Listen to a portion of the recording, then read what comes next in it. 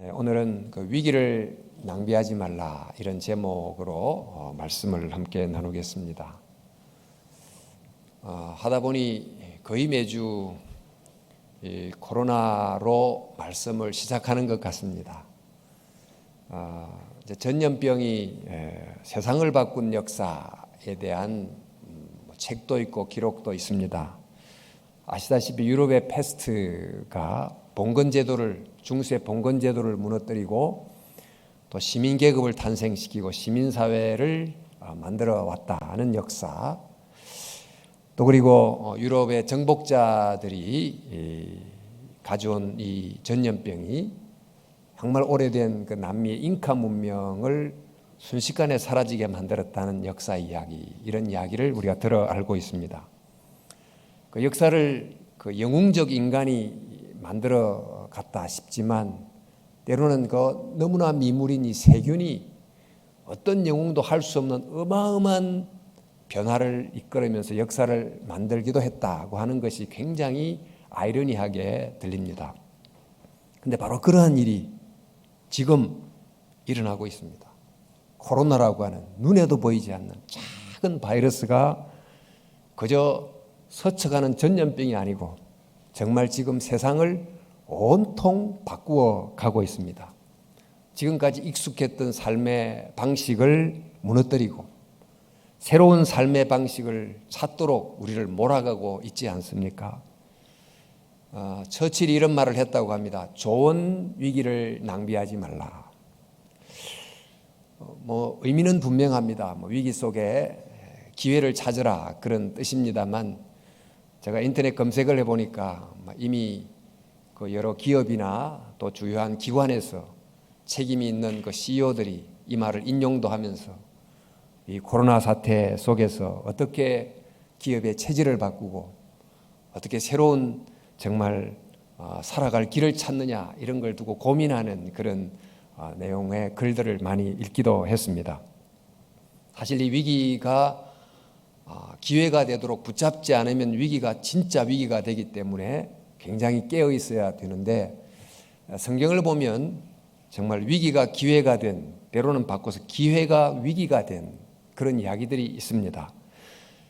구약 성경이 꽤 두껍습니다만 이 구약 성경의 이 긴 이야기의 가장 큰 사건이 두 가지가 있어요. 그 구약 성경을 만든 이야기의 핵심적인 두 사건이 있는데, 하나가 바로 출애굽 사건이고 두 번째가 바벨론 포로 사건입니다. 이 출애굽 사건은 노예라는 포로에서 벗어나는 사건이었다고 하면, 바벨론 포로 사건은 다시 포로가 돼서 잡혀가는 사건이에요. 이 출애굽 사건 때는 그 출애굽 해방을 일으키시는 하나님의 기적을 눈으로 목도하게 하는 그 하나님의 임재, 하나님의 현존을 정말 깨닫게 해주는 사건이었는데, 바벨론 포로가 되는 그 사건 속에서는 우리를 구원하시는 하나님이 어디 계신가, 이렇게 질문을 하게 만드는 이른바 하나님의 부재, the absence of God, 이런 것을 이제 고민케 하는 그런 사건이 됐습니다. 우리 출애굽 통해서 애굽을 벗어나서 이제 가나안 땅에 정착하고 그곳에 나라를 세우고 또 수도 예루살렘에 성전을 세우지 않습니까? 그러면서 성전에서 양을 바치고 소를 바치고 제사를 하는 성전 중심의 신앙이 아주 자리를 잡게 됐습니다. 이런 성전 중심의 신앙을 기초로 바로 그 땅에서 젖과 꿀이 흐르는 나라를 만들어야 될 그런 좋은 기회를 부여받았는데, 그 이스라엘 백성이 기회를 낭비해버리고 또 위기를 만나게 됩니다. 알다시피 그 나라가 둘로 쪼개지고 또 남북 분열이 되더니 북이 먼저 망하고 또 남이 망하고, 그러니까 망한 남유다의 백성들이 포로로 잡혀가고 하나님의 집이 무너질 수 있겠는가 생각했던 바로 그 성전이 무너지고 맙니다. 하나님의 택한 백성이 이방인들의 손에 포로가 됐다, 이 점을 그들의 신앙 틀로는 이해하기가 어려워 굉장히 고뇌를 했어요. 그때 선지자들이 너희들이 포로가 된 그 이유, 그것은 하나님이 약해서가 아니고 하나님이 없어서가 아니고 오히려 거룩한 하나님이 살아계시기 때문이다. 이것을 깨닫게 해줌으로 그 포로기의 그 의미를 되새기게 했던 그런 이제 선지자의 외침이 구약 성경 후반에 굉장히 낭낭하게 들리고 있고, 또 그리고 이제 무엇보다 그 이스라엘 땅에서 예루살렘 성전에서 양을 잡고 이렇게 하면 제사를 드렸던 방식이 포로로 잡혀간 땅에서는 더 이상 지속할 수가 없게 됐어요. 그러니까 이전의 신앙의 방식을 지속할 수 없게 됐을 바로 그때에 그들이 아주 작은 교실과 같은 회당들을 흩어진 곳곳에 세웁니다. 그리고 양을 잡아 제사를 드리는 방식 대신에 하나님의 율법책을 펴서 읽고 듣고 하는 방식으로 신앙을 지속해 가죠.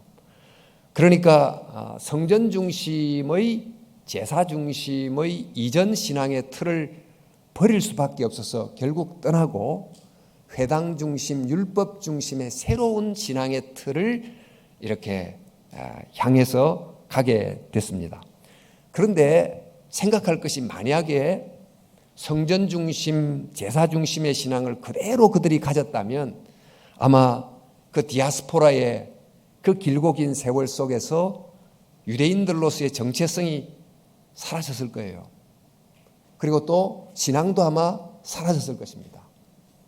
그러나 그들이 그 위기 속에서 회당 중심의 신앙을 이렇게 새로 발견하게 되면서 비로소 그 율법을 통해서 계속 전성되어 감으로 우리는 누구다 하는 정체성이 유지가 됐고 또 신앙이 존속이 될 수 있게 됐습니다. 따라서 위기가 그 백성과 신앙을 지속해 하고 살게 하는 기회가 됐어요. 이게 이제 구약 성경의 이야기입니다. 근데 이와 비슷한 이야기가 신약 성경에도 나옵니다. 예수님이 십자가 지시고 부활하시고 이제 오순절 때 성령님이 임하시죠. 그때 베드로의 설교를 듣고 많은 사람들이 교회로 회심해서 들어옵니다. 아주 짧은 시간에 아주 대형 교회가 생기게 됐습니다. 바로 예루살렘 교회입니다.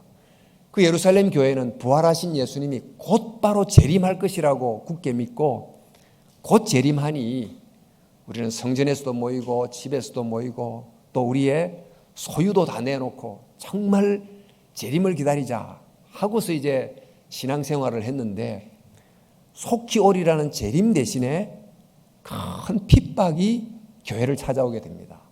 그 핍박의 중심에 우리가 잘 아는 바울이 있습니다. 히브리 말로는 사울이고 헬라 말로는 바울이라고 하는 우리가 잘 아는 바울이 있었는데 이제 이 핍박 때문에 예루살렘 교회 성도들이 다 흩어지지 않습니까? 그러니까 예루살렘 교회는 엄청난 위기가 찾아온 셈인데요. 이 흩어진 사람들이 그냥 흩어지고 끝난 것이 아니고 흩어진 이들이 흩어진 곳에서 복음을 전하기 시작했어요. 마치 민들레 홀씨가 바람에 불려 쫙 흩어지고 끝난 것이 아니고 그 흩어져 떨어진 그곳에 다시 민들레 씨앗을 뿌리 내리듯이 그렇게 복음을 전한 것입니다. 바로 그 내용이 오늘 읽었던 이 성경 본문 말씀입니다. 그날에 예루살렘에 있는 교회에 큰 박해가 있어 사도회에는 다 유대와 사마리아 모든 땅으로 흩어지니라. 경건한 사람들이 스데반을 장사하고 위하여 크게 울더라. 사울이 교회를 잔멸할새 각 집에 들어가 남녀를 끌어다가 옥에 넘기니라. 그 흩어진 사람들이 두루 다니며 복음의 말씀을 전할새 빌립이 사마리아 성에 내려가 그리스도를 백성에게 전하니. 그런데 만약 이때 이 핍박이라는 큰 위기가 예루살렘 교회를 찾아오지 않았다면 예루살렘 교회는 어떻게 됐을까요? 아마 예수님을 믿으려면 다 예루살렘으로 와야 했을 것이고 또 예루살렘 교회는 점점 더 큰 하나의 대형 교회가 됐을 것입니다. 자, 그러면서 점점 교회는 예루살렘 도시라고 하는 한 지역에 갇혀 있게 됐고 세계 선교를 하는 그 비전이 이루어지지 못했을 것이지요. 하지만은 이 핍박 때문에 위기였지만은 그 위기를 통해서 흩어짐으로 비로소 복음이 유대를 넘어 사마리아를 넘어 온 땅까지 전파되는 그런 위대한 기회가 됐다. 이것이 바로 우리가 읽고 있는 신약 성경의 교회 이야기입니다. 지금 이제 코로나가 모든 삶의 영역을 바꾸는 큰 위기를 가져다 주고 있는데 지금 교회도 바로 그 위기의 한복판에 있습니다. 알다시피 주일날 예배를 다 올 수가 없는 이런 때가 지금까지 한 번도 없었지 않습니까? 그리고 이제 2부 때 우리 권사님이 독창을 했는데 마스크를 끼고 독창을 했는데 한 번도 여러분 찬양할 때 마스크 끼고 찬양한다 이런 걸 상상이라도 해보셨습니까? 이런 일을 우리가 지금 겪고 있습니다. 그런가 하면 주일학교 모임을 제대로 모일 수가 없어서 분반 공부를 줌으로 지금 일부 학생들이 하고 있고 구역 모임은 아예 시작도 못하고 있고 늘 하던 여름 겨울 수련회는 다 지금 취소되고 해외 단기 선교 취소 그리고 비가 오나 눈이 오나 한 번도 빠지지 않았던 그 매월 누가 선교회도 정지 상태가 돼 있어요. 자, 이런 위기 속에서 우리는 언제나 빨리 코로나가 끝나고 이전의 교회 생활로 되돌아가면 되겠다. 그곳에 답이 있다. 이렇게 생각만 하고 정말 이 코로나가 바꾼 엄청난 위기 속에서 찾아야 될 새로운 길 이걸 모르고 가만히 있다면 아마 이 위기는 진짜 위기가 될지도 모릅니다. 지금 우리가 쓰는 이 지도, 과거의 지도는 상당히 많이 효용성이 떨어지고 있습니다. 이 코로나가 너무 많은 걸 바꿨기 때문에 이전에는 이런 방식으로 하면 이 길로 가면 서울로 간다 했던 그 길이 막혀버리는 곳이 군데군데 있게 돼서 이전의 지도가 별 쓸모가 없는 그러다 보니까 지도책을 버리고 나침판 하나를 들고 정북이 어딘지를 찾아가야 되는 새 길을 만들어야 되는 그런 이제 상황 속에 처해 있는 것입니다. 자, 이런 위기 속에서 우리는 어떻게 해야 되는가? 이런 위기가 아니면 절대로 깰 수가 없는 너무너무 오랫동안 지속됐던 어떤 틀이 있다면 이 위기를 통해서 깨뜨리고 너무너무 오래 굳어있던 관습이나 또 깨야 되는데 깰 수 없었던 이런 좀 부수적인 이런 것들을 과감히 버릴 수 있다면 버리고 본질을 충실히 담아내고 또 그래서 생명력이 더 충만한 그런 교회가 되는 그 길이 뭔가를 열심히 찾아가려고 노력하고 그런 상상력을 발휘하는 그런 노력을 한다면 이런 위기는 위기지만 기회도 될 수 있다. 이렇게 보겠습니다. 따라서 이번에 이 위기를 낭비하지 않고 정말 위기를 통해 기회가 되게 하려면 너무너무 많은 지혜가 필요하고 묵상이 필요하고 통찰이 필요하고 그런데 안개 같은 지금 미래를 예측하기 어려운 이곳에서 멀리를 내다보기가 너무너무 어려워요. 누가 그런 통찰을 가지고 있습니까? 하나님이 지혜를 주셔야 되고 또 결단을 주셔야 되고 이런 이제 상황에 처해 있어서 여러분이 교회를 위해서도 기도를 많이 하시고 특별히 또 뭐 신학교 교수든지 목회자든지 정말 지혜를 갖도록 많이 기도해 주셔야 되리라 믿습니다. 이 코로나가 가져온 위기가 많은 중에 대표적인 것은 바로 예배의 위기가 아닐 수 없습니다. 교회 마음대로 올 수가 없고 다 함께 모여 예배할 수 없는 이런 것을 몇 개월째 저희가 이제 겪고 있습니다만 빨리 그 예배당에 마음 놓고 마스크 벗고 오고 예배할 수 있는 날이 정말 속히 오면 좋겠다는 마음이 꿀떡 같습니다.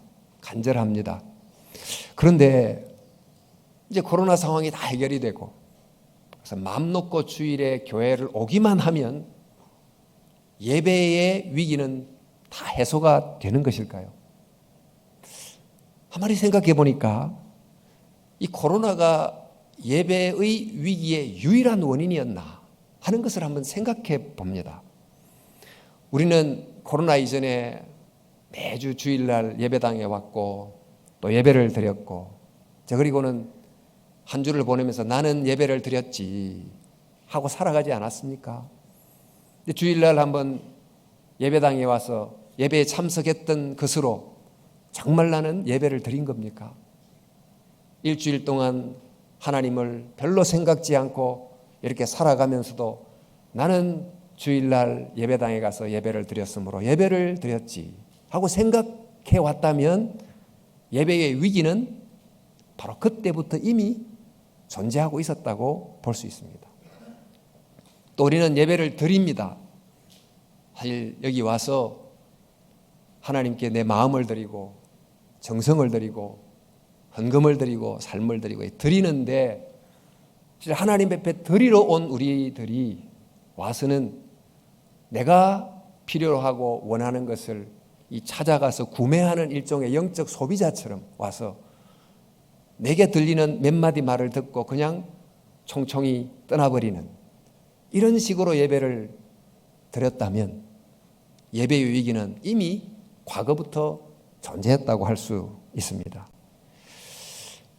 또 여러분 수개월째 또 예배당에 나오지 못하거나 또 그래서 영상 예배를 드리거나 이제 그러면서 본의 아니게 그 유튜브에 많이 익숙해지고 또 미디어에 익숙해졌는데 이제 보니까 정말 세상에 온갖 종류의 영상들이 다 있지 않아요. 재밌고 또 기괴하고 또 시시콜콜한 먹방부터 시작해서 강아지 키우는 것부터 또 어떤 영화 이야기에 정치 토크에 온갖 것들이 차고 넘치는, 그리고 요즘에는 또 트로트가 대세가 됐다고 그래가지고 그 찬송가 부르면서 은혜 받아야 될 분들이 트로트 틀으면서 은혜를 받는 그런 경우도 있다고들 하네요. 근데 어차피 영상을 떠날 수 없는 그런 시대로 이렇게 가고 있는데 문제는 이런 영상을 우리의 목적을 위해서 적절히 사용하면 좋은데 이 수많은 영상에 우리가 붙잡혀버린 거예요. 우리의 시간이 붙잡히고 생각이 붙잡히고 정신까지 붙잡히는 정도까지 된다. 이거는 이제 조금 생각해 볼 문제입니다. 근데 이런 유튜브 반의 문제가 아닌 바야흐로 활짝 열려버린 인터넷 쇼핑 시대를 우리는 살아가고 있습니다. 이 쇼핑몰을 거의 매일 들락거리는데요. 차 타지 않고도 클릭 몇 번만으로 순식간에 그 거대한 쇼핑몰에 들어갑니다. 들어가 보면 들어갈 때마다 이 쇼핑몰은 매일 커집니다. 매일 품목이 더 늘어납니다. 점점 더 화려해집니다. 원하는 거의 모든 것이 거기 다 있고 또 내 욕망을 실제로 충족시켜주는 일이 거의 매일 일어나고 있습니다. 이 쇼핑몰 안으로 쭉 걸어 들어가면 거기서 너는 매일같이 나를 방문하거라. 나는 너가 원하는 것을 언제든지 줄 수 있다. 이렇게 말하는 일종의 소리가 들리는 듯한 그런 공간을 자기가 걸어가는 거죠. 근데 문명 비평가들은 바로 이런 쇼핑몰, 이런 몰은 사실 수많은 우리의 욕구를 충족시켜 준다고 약속하는 신들이 철비하게 서 있는 일종의 템플과 같다. 신전과 같다. 이런 곳을 늘 드나드는데 우리가 예배당에 와서 하나님을 향하여 바라볼 때는 그 하나님을 향하여 정말 집중하고 바라보지 못하고 때로는 다른 생각도 하고 또 졸기도 하고 그렇게 하는데 이 쇼핑몰이라는 이 현대판 템플에 들어가서는 너무나 깊은 몰입을 가지고 이것저것을 집중해서 바라보고 있으니 이것은 사실상 진짜 예배를 예배당에서 드리는 게 아니고 쇼핑몰에서 드리고 있다. 이렇게 비평하기도 합니다. 정말 우리가 예배당에서 하나님을 향하여 간절한 마음으로 집중하는 것보다 그 쇼핑몰에서 여러 상품을 훨씬 더 강력하게 집중하고 바라보고 있는 삶을 살고 있다면 예배의 위기는 이미 그곳에 와 있다는 것입니다. 자, 이런 예배 위기가 단지 코로나 때문에 온 게 전부가 아니라고 하면 우리는 다시 교회당에 나오는 것이 유일한 답은 아니다. 오히려 더 근본적인 이유와 원인을 찾아야만 된다 하는 것을 발견하게 됩니다.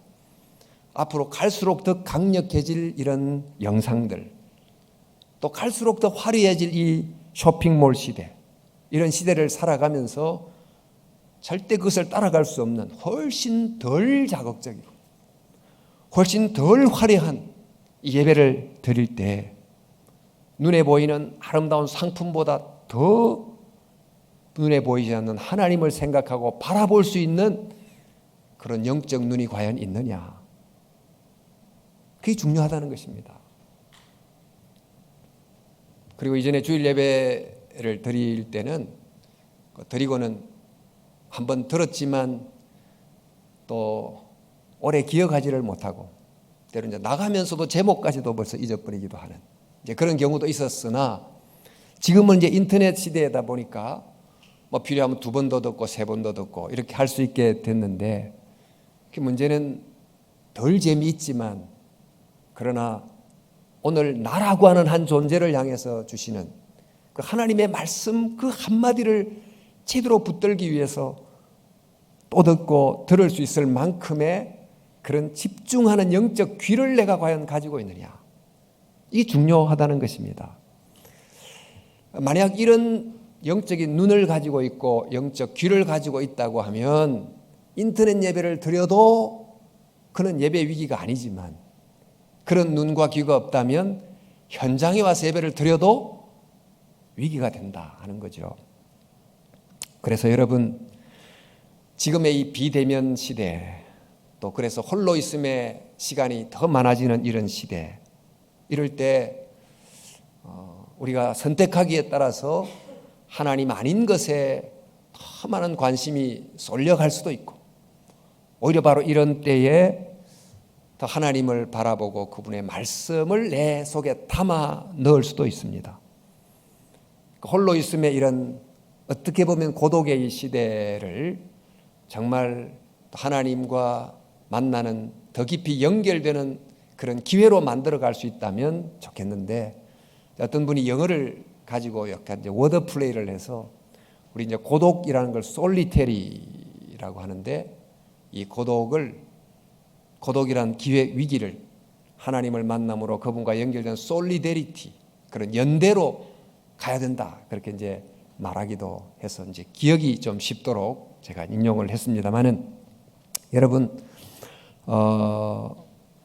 지금 코로나가 예배 위기를 가져온 것은 분명히 맞지만 더 본질적인 원인을 이번 기회에 잘 찾아내서 참 주님을 향하고 더 말씀을 또 사모할 수 있기를 진심으로 바랍니다. 또 주일 교회당의 공적 예배가 제한을 받는 이 위기 속에 있을 때 오히려 이 주일만이 아닌 주중, 또 교회당만이 아닌 내가 있는 모든 곳에서 하나님을 예배하고 하나님의 말씀을 듣는, 그래서 정말 예배당과 주일만이 아닌 모든 시간 모든 공간에 나와 함께 계시고 그러시고 말씀하시는 그 하나님을 만나는 이제 그런 더 깊은 개인 예배를 회복하는 기회가 되면 얼마나 좋겠습니까?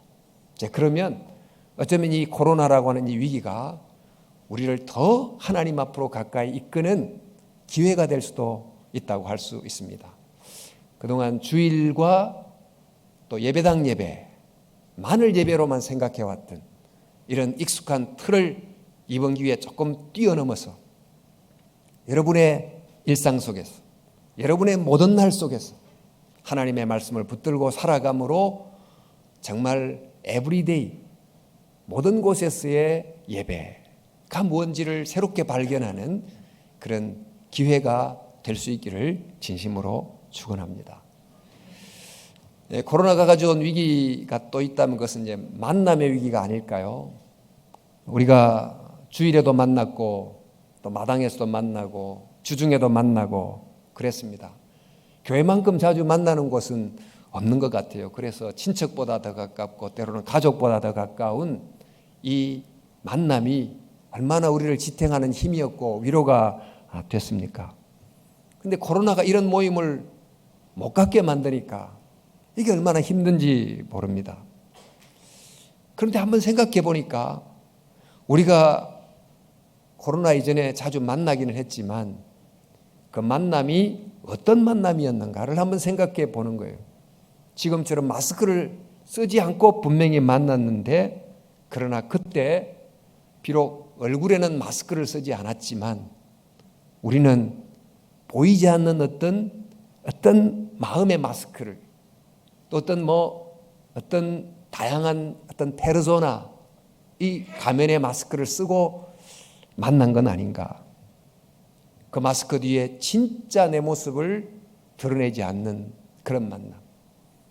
그 마스크 속에 내가 정말 하고 싶은 이야기를 하지 못하는, 내가 정말 드러내고 싶은 내 마음은 드러내지 못하는 그런 만남으로 우리는 만나지 않았던가.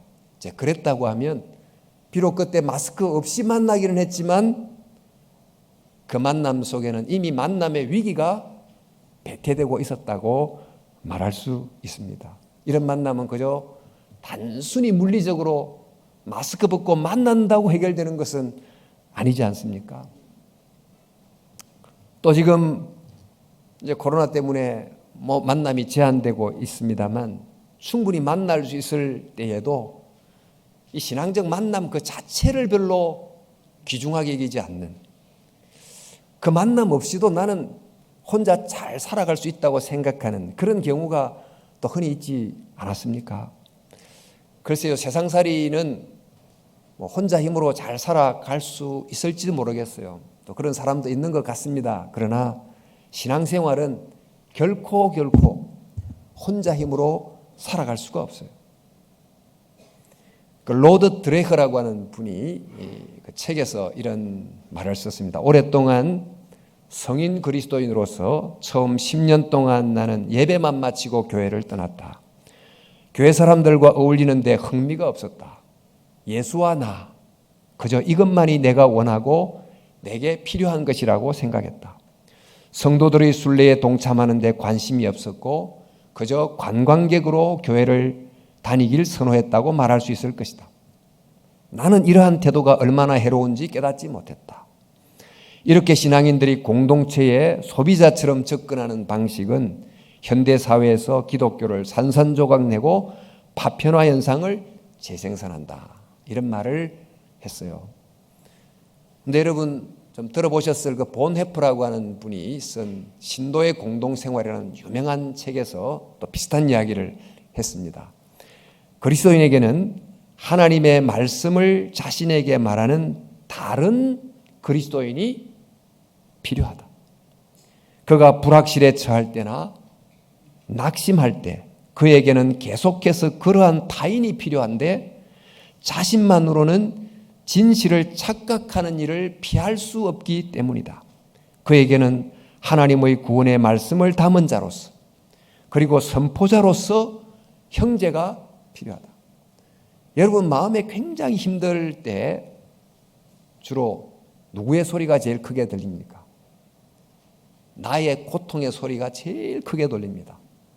그때 내 소리를 좀 잠재우고 하나님의 소리를 듣게 해주고 또 객관적인 소리를 듣게 해주는 누군가가 곁에 있지 않으면 내 소리를 내가 끊임없이 재생산하는 영적 하울링에 빠져서 우울해지고 정말 힘들어지지 않습니까? 그래서 우리가 앞서 말한 이 두 사람의 말처럼 진정한 만남, 진정한 공동체가 반드시 필요한 것이죠. 그래서 폴 뚜루니에라고 하는 분이 이런 말을 한 걸 상기할 필요가 있습니다. 혼자서 할 수 없는 것이 두 가지가 있다. 첫째는 결혼이고 또 하나는 그리스도인이 되는 것이다. 여러분 그리스도인이 되려면 정말 진정한 만남이 필요합니다. 우리 주위에 커피숍이 얼마나 많은지 참 모릅니다. 이런 것은 우리 모두에게 참된 만남을 향한 본능적 갈망이 있다는 걸 알려주는 증명이 됩니다만, 우리가 이렇게 만나고 저렇게 만나는 다양한 종류의 만남이 있으나 우리를 정말 살게 하는 진짜 만남은 어떤 겁니까? 물리적으로 마스크를 쓰지만은 그 영혼의 마스크를 벗고 정말 참된 영혼과 영혼이 만나는 그런 진정한 만남이 필요하지 않습니까? 그런데 그 두 사람이, 세 사람이 만나는 그 만남 속에 더 중요한 것은 그 만남 속에 예수 그리스도가 계시는 만남이 진짜 필요합니다. 두세 사람이 내 이름으로 모인 바로 그곳에 나도 그들 중에 함께 있다. 그것이 바로 교회지요. 교회 본질이 바로 이러한 예수님과 함께하는 만남인데, 바로 이런 만남이 너무너무 필요한 것입니다. 이런 만남이 없는 게 위기지요. 위기. 이 코로나 때문에 물리적으로는 이런 만남을 만날 수 없게 됐지만, 그러나 이 위기 속에서도 우리는 이 진실한 만남을 더 지속해야 돼요. 비록 대면에서 만나는 방식은 상당히 제한을 받는다 할지라도 비대면의 방식을 통한 길을 찾으면 얼마든지 있습니다. 우리 시대에 카톡 되지요, 문자 되지요. 옛날 같으면 전화하면 얘야 빨리 끊어라, 전화요금 나온다. 요즘에는 무한 통화가 가능한 전화 시대가 아닙니까? 문제는 마음이지요. 그래서 여러분, 이런 상황 속에 너무 묶여 있지 말고, 또 이럴수록 정말 진정한 만남을 우리 시대 비대면 상황 속에서도 적극 찾아내서 만남이 주는 이런 충만함을 누릴 수 있기를 진심으로 바라는 것입니다. 구역 안에서도 그렇고 신방도 사실 찾아가기가 조금 그래서 위축되고 있지만, 아니 오히려 만나지 못한다면 더 문자하고 더 전화하되 진심을 담은, 정말 진실을 담은 그런 만남이 교회 안에서 계속 일어날 수 있기를 바라는 것입니다. 여러분, 제가 지금 예배, 만남 두 위기를 말했지만 빼놓을 수 없는 위기가 바로 교육이에요. 그리고 선교입니다. 지적 전달은 그저 동영상을 통해서 더 효과적으로 할 수 있을 것 같습니다. 그러나 인격적 교육은 인격이 함께 만나야 되잖아요. 뭔가 사람을 만났을 때 이렇게 전달되는 뭔가 물리적으로 말할 수 없는 그 무언가가 있거든요. 영적 존재이기 때문에 그것이 반드시 필요한데 지금 그게 상당히 제한을 받고 있어요. 또 선교도 사실은 뜨거운 가슴을 가진 사람들이 그곳에 가서 선교를 해야 됩니다. 그런데 어떻게 지금 이런 상황에서 해야 되는가? 여러분, 신앙교육이 주일학교가 여러 가지 어려운 제약을 받고 있는데, 이런 제약이 참 역설적으로 신앙교육이 가야 될 바른 길로 우리를 몰아가고 있어요. 우리는 신앙교육을 주로 주일학교에 다 일입하고 주일학교 선생님이 해주기를 기대했습니다. 그러나 성경은 자녀들의 신앙교육은 주일학교 교사가 다 맡는 게 아니고, 주일학교 교사는 보조고 주는 가정에서 부모가 그 일을 해야만 했습니다. 근데 이번 코로나 사태가 어쩔 수 없이 우리를 마땅히 가야 될 길로 가도록 우리를 지금 끌고 가고 있습니다. 그동안 주일날 약 1시간 주일학교에서 하는 재미나는 프로그램을 어떻게 개발하는가, 이런 쪽에 관심이 지금 집중됐다면, 이제부터는 주중에 부모가 자녀들과 어떻게 신앙을 교육하는가, 이런 프로그램을 개발하는 일로 이제 관심이 바뀌어야 될 때가 드디어 온 것입니다. 그리고 우리가 이제 선교도 정말 뜨거운 사명을 가진 어떤 특별한 몇 사람을 저 먼 곳으로 보내는 것을 선교라고 생각했지만, 사실 우리가 가야 될 선교지는 저 멀리도 선교지지만 바로 여기도 선교지입니다. 바로 이곳으로 누가 가야 됩니까? 바로 우리가 가야 돼요. 교회에서 간 모든 성도들이 내가 서 있는 곳으로 보냄을 받은 선교사다라는 의식을 되찾는, 이것이 바로 진짜 교회 모습을 향해 가는 길입니다. 그동안 이게 옳음에도 불구하고 선교에 대한 특별한 몇 사람이 저 먼 곳으로 간다는 이 굳은 관념을 깨지 못했는데 이번 코로나가 그 굳은 관념을 지금 깨고 있어요. 미셔널 처치, 모든 성도는 선교사다. 이런 정말 원리를 제대로 회복하는 그런 기회가 돼야 될 것입니다. 그동안 우리 전도를 하면 예배당 잘 짓고 막 인류 강사를 불러놓고 한 번에 멋진 연설을 듣고 강의를 듣고 막 회심하기를 기대하고 이렇게 해 왔는데 이제는 더 이상 좋은 예배당 건물 또 멋있는 강의 한 편 이래서 전도하는 시대는 이제 거의 끝났다고 보셔도 됩니다. 그동안 우리는 이 전도와 선교의 그 핵심을 잃어버린 것 같아요. 그 어떤 사람이 나를 대신해서 선교해 주는 게 아니고 내가 한 좋은 사람으로서 한 선한 사람으로서 내가 서 있는 곳에 조용히 서 있는 것 그게 바로 전도, 그게 바로 선교다. 그 길을 이제 되찾아야 될 때가 됐다고 할 수 있습니다. 여러분 초대교회 건물도 하나 없고 너무 초라한 공동체였지만 어떻게 그 교회가 그 거대한 제도적인 로마를 정말 기독교화할 수 있었는가 궁금하지 않습니까? 그 표면적 이유가 있어요. 그 이유가 바로 전염병이에요.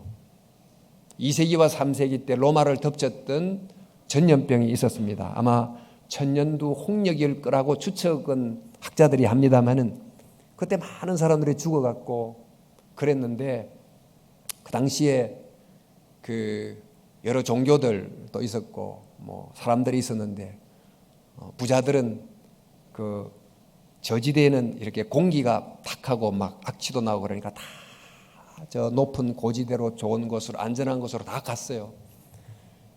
근데 그 지역을 떠나지 않고 남아있는 사람들이 있었어요. 남아가지고 병든 사람을 돌봐주고 간호해주고 그러다가 일부 죽기도 한 사람들이 있었는데 보니까 그 사람들이 그리스도인인 거죠. 그래서 그들에게 물었습니다. 당신들은 왜 그러세요? 그래서 물으니까 그들이 한 말은 사실 단순하게 예수란 분이 우리가 지금 처해 있는 이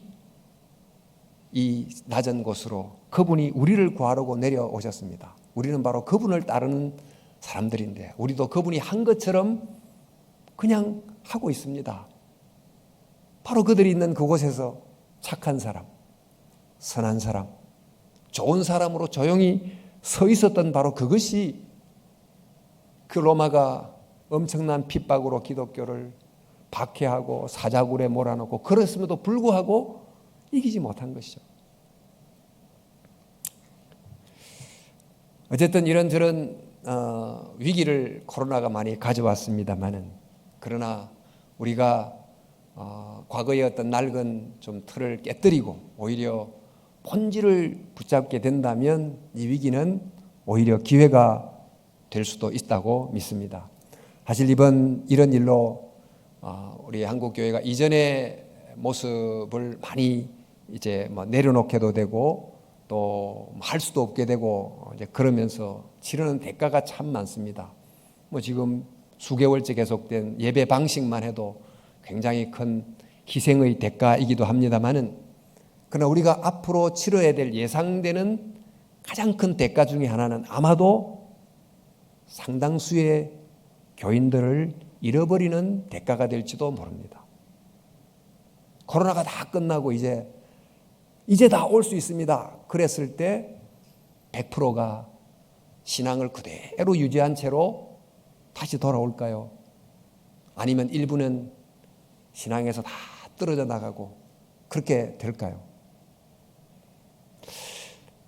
아마 이제 그럴 가능성이 있습니다만은 그러나 이런 위기를 하나님이 그냥 버려두지는 않는다고 믿습니다. 오히려 이런 위기 속에서 복음을 더 깨닫고 이런 위기 속에서 더 교회의 본질을 붙드는 그런 사람들이 숫자는 작게 됐지만 그러나 더 분명해지고 더 강해지고 더 확실해진 이 남아있는 소수자 이런 사람을 통해서 새롭게 복음의 역사가 일어나는 것입니다.